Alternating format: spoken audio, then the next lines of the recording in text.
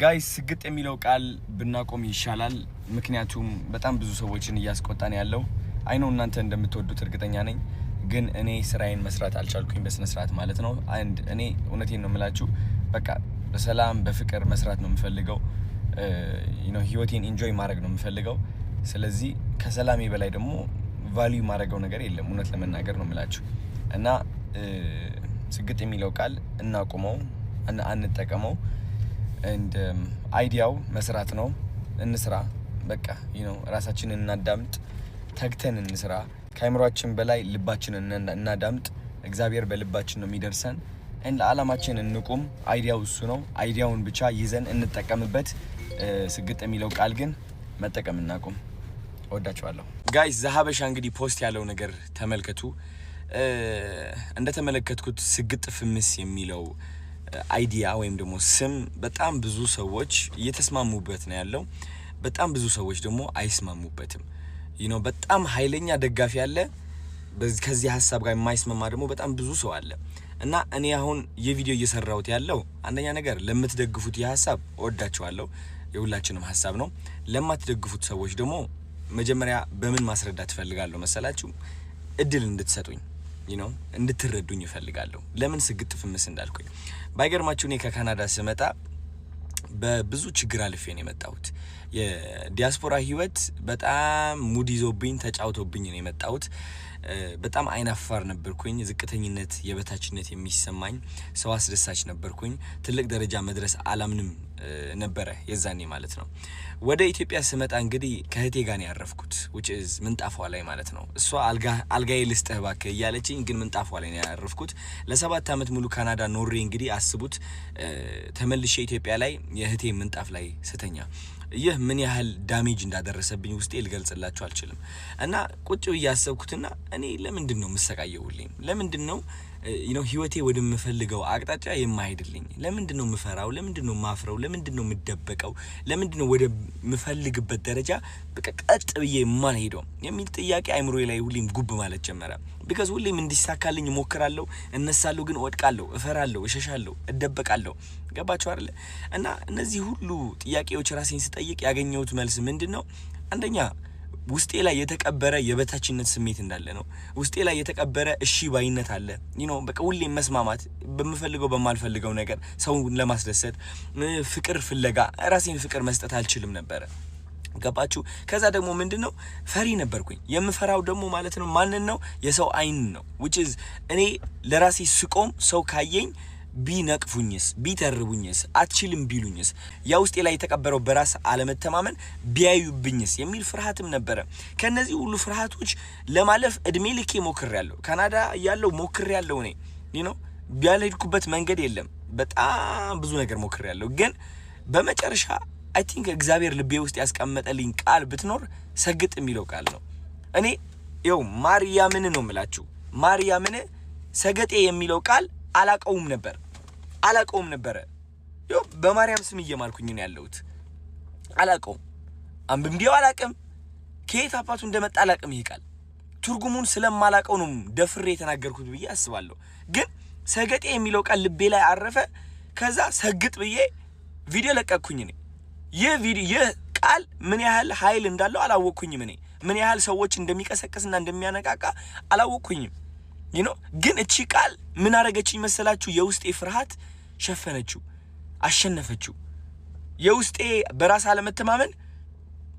አሸነፈችው እቺ ቃል ምንድነች ከየት ነው የመጣችው ማን ነው የሰጠኝ ለካ ሰገጤ ማለት I think ፋራ ነው መሰለኝ ገባችሁ የዛኔ ነው ሆኜ ያሰብኩት ያለው ሰገጤ ማለት ፋራ ማለት ነው ከዛ ይህ ቃል በመጠቀሜ ምክንያት በጣም ብዙ ሰዎች አዲስ የሆነ ብሬክ ስሩ ይባላል አዲስ የሆነ አስተሳሰብ መገንባት እየጀመሩ እንደሆነ ተመለከትኩኝ which is አይናፋር የነበረው ደፋር መሆን ጀመረ ፈሪ የነበረው አለመፍራት ጀመረ by the way አለመፍራት ስላችሁ ለዓላማ መቆም ነው አንዳንድ ሰዎች ለዓላማቸው መቆም አይችሉም የሚፈሩት ተረባን ነው by the way okay የሚፈሩት ተረባን ነው okay እሱ ነገር እቺ ቃል ይሁሉ ነገር እየቀየረ እንደሆነ ታዘቡ ከዛ እነዚህ ሁሉ ሰዎች ሲቀየሩ ሳይ እኔም ለራሱ ማስተንተን ጀመርኩኝ የሰግጥ የሚለው ነገር ምንድነው ምን ያህል ኃይል ቢኖረው ነው የሰው አይምሮ እንደዚህ እየቀየረ ያለው ለካስ እንደ አንድ ኢትዮጵያ በጣም የሚያጠቃን ነገር ምንድነው?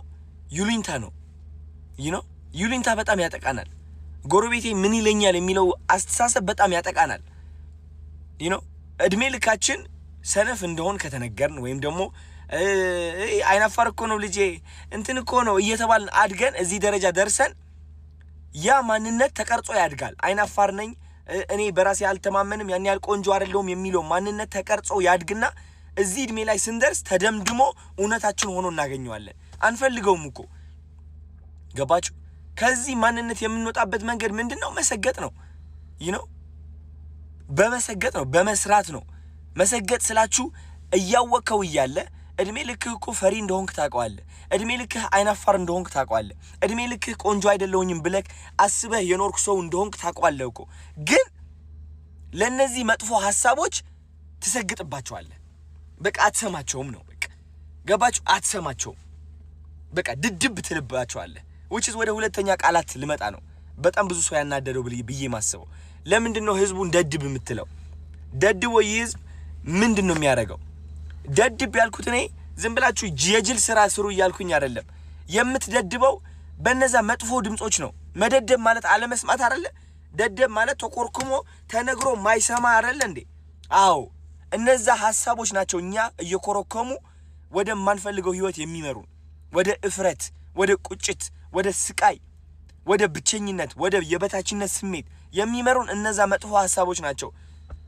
ከነዛ መጥፎ ሐሳቦች የምንወጣው ደግሞ ከደደብንባቸው ነው። አልሰማህም ካልናቸው ነው። ቆንጆ አይደለህም ይላል። ኖ ቆንጆ ነኝ። አይናፋር ነኝ ይላል። ኖ አይደለሁም እኔ ደፋር ነኝ። ከሰው በታች ነኝ ይላል አይምሮ ማለት ነው። ኖ እኔ ከሰው በታች አይደለሁም፣ ከማንም ከኔ አይበልጥም፣ እኔ ደግሞ ከማንም ሰው አልበልጥም፣ ሁላችንም እኩል ነን፣ ግን እኔ አንደኛ ነኝ። አየህ እንደዚህ አይነት ድፍረት ከራስህ ጋር ለማምጣት እነዛ ድምጾች መክዳትና አለመስማትን ያስፈልጋል። እኔ የተጠቀምኩበት ቃላቶች ነው እነዚህ ድድብ የሚለው ስግጥ የሚለው ቃላቶች በጣም ኃይለኛ የሆኑ ቃላቶች ከመሆናቸው የተነሳ ሰርጸው ይገባሉ። የሰው አይምሮ ሰብረው ይገባሉ። እነዛ መጥፎ ሐሳቦችን በኃይለኛው ነው የሚሰብሩት። ለምን ይመስላችኋል ቲክቶከር የበዛው በዚህ ጊዜ? it's because እነዛ መጥፎ ሐሳቦች እስካሁን እያሰሩት ነበር። አሁን ግን ከነዛ ሐሳቦች መውጣት ችሏል። አብዛኛው ሰው በራሱ መተማመን ችሏል። ለመጀመሪያ ጊዜ ራሱን ማፍቀር ችሏል። እና እንደዚህ አይነት ነገር ነው መፍጠር የቻልኩት እኔ። ስለዚህ ከዚህ ሐሳብ ጋር የማትስማሙበት መንገድ እኔ ሊታየኝ አልቻለም። በጣም ብዙ ተከታታዮች አላችሁኝ አሁን ይህ ቪዲዮ የምትመለከቱ ሳትናደዱ የሆነ እኛንን ትክክል ብላችሁ ለመፎከር ሳትሞክሩ ቁጭ ብላችሁ እንደዚህ ሐሳባችሁ ብታጋሩ እነዚህ በሰግጥና በድድብ ማለት በድድብ ለበረከቴ ስግጥ ለበረከቴ የሚለው ነገር የማይስማሙ ሰዎች ለማሳመን ብንሞክርስ ሁላችንም ሆነ እንዴት ያያገዘንና ህይወታችን እንዴት እየቀየረ እንደሆነ ለማሳየት ብንሞክርስ? እስኪ ቪዲዮ ልቀቁ ጋይስ። በእኔ ሐሳብ የምትስማሙ ከሆነ ቪዲዮ ልቀቁና አወንታዊ በሆነ መንገድ ለማስረዳት እንሞክር። እንዴት እነዚህ ቃላቶች ፍቅር እየገነቡ እንደሆነ ኮንፊደንስ እየገነቡ እንደሆነ እስኪ እናስረዳ። ወይስ እኔ ብቻዬን ተሳስቻለሁ እንዴ?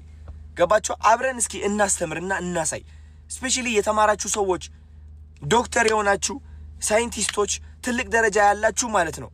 እውነቴን ነው የምላችሁ። በዚህ ሐሳብ የምትስማሙ ከሆነ እባካችሁ ወደፊት ውጡና ተናገሩ። የማትስማሙበት ከሆነ ሁላችሁም ደግሞ ከዚህ ሁሉ በማስረዳት በኋላ ካልተስማማችሁበት መናገርም ትችላላችሁ እንደዛው። እኔ እውነቴን ነው የምላችሁ ቁጭ ብዬ የመመልከት አቁም አለኝ። የሆነ ነገር ትክክል ካልሆነ ይቅርታ የምል ሰው ነኝ። ትክክል ካልሆነ ማለት ነው። ገባችሁ አይደለ?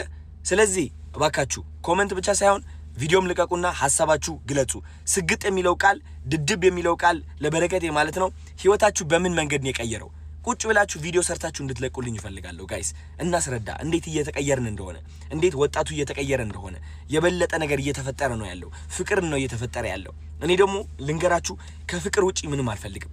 እኔ ፍቅር ነው የምፈልገው። ዳስት እኔ በጣም ሰላም የምወድ ሰው ነኝ። በጣም እኔ ልንገራችሁ እኔ ከምን ጋር ነው ፍቅር የያዘኝ? ከተፈጥሮ ጋር ፍቅር ይዞኛል። ከእግዚአብሔር ጋር ፍቅር ይዞኛል። እግዚአብሔር ከዛ ውጪ ምንም የለኝም። እኔ ምንም ያዝኩት ሐሳብም የለም። ገባችሁ አይደል? ሰላምን ነው የምፈልገው። እውነቴን ነው የምላችሁ። እና እናንተም የኔ ተከታታዮች እንደዛ እንድትፈልጉ ነው የምፈልገው። በቃ እኔ ለፍቅር እንድትቆሙ፣ ለኮንፊደንሳችሁ እንድትቆሙ፣ ክሬቲቪቲ ኢንተርናሽናል እንድንሆን ኢትዮጵያ እንደ ኢትዮጵያ ማለት ነው ይዘን ወደ አፍሪካ፣ ከአፍሪካ ደግሞ ወደ ውጭ ሀገር ታለንትድ የሆኑ ሰዎች እንዲወጡ ነው አላማዬ። ከዚህ ውጪ ምንም የለም። ገባችሁ? እና እግዚአብሔር ይመስገን ሁሉም ነገር እየተቀየረ ነው ያለው። ሐሳባችሁ ስጡበት። ወዳችኋለሁ። ቴንክ ዩ